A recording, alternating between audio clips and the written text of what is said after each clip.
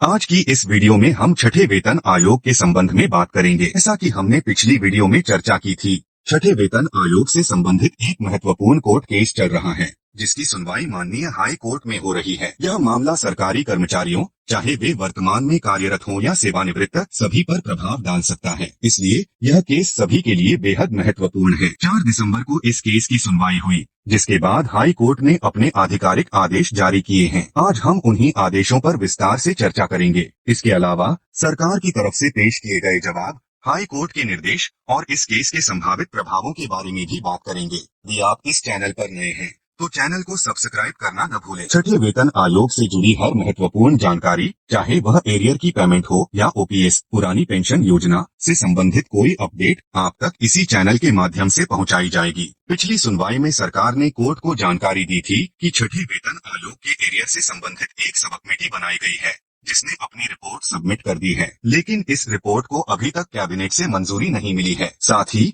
Arrear की payment का schedule भी तय नहीं हुआ है। इस पर हाई कोर्ट ने सरकार को फटकार लगाते हुए कहा कि कर्मचारियों की पेमेंट में देरी उचित नहीं है। कोर्ट ने सरकार से एक स्पष्ट शेड्यूल मांगा है, जिसमें यह बताया जाए कि एरियर का भुगतान कब तक किया जाएगा। कोर्ट ने यह भी कहा कि यदि देरी इसी तरह जारी रही तो अगला वेतन आयोग लागू हो जाएगा और छठे वेतन आयोग का भुगतान अधूरा ही रह जाएगा। सरकार ने अपने जवाब में यह तर्क दिया कि अधिकांश फंड पहले ही वेतन, पेंशन और अन्य खर्चों में वितरित कर दिए गए हैं, जिसके कारण एरियर के भुगतान में देरी हो रही है। इस पर कोर्ट ने सख्त रुख अपनाते हुए निर्देश दिया कि सरकार एक शपथ पत्र एफिडेविट दायर करे। इस एफिडेविट में यह विवरण मांगा गया कि 2022 से अब तक सरकार ने किन किन मदों पर खर्च किया है। 4 दिसंबर की सुनवाई के दौरान सरकार ने अनुरोध किया कि इस केस को अन्य अर्जेंट मामलों के बाद सुना जाए। हालांकि जैसे ही सुनवाई का नंबर आया, कोर्ट के कार्य समय की समाप्ति हो गई और इस वजह से केस पर कोई प्रगति नहीं हो पाई। अब इस केस की अगली सुनवाई 18 दिसंबर को तय की गई है।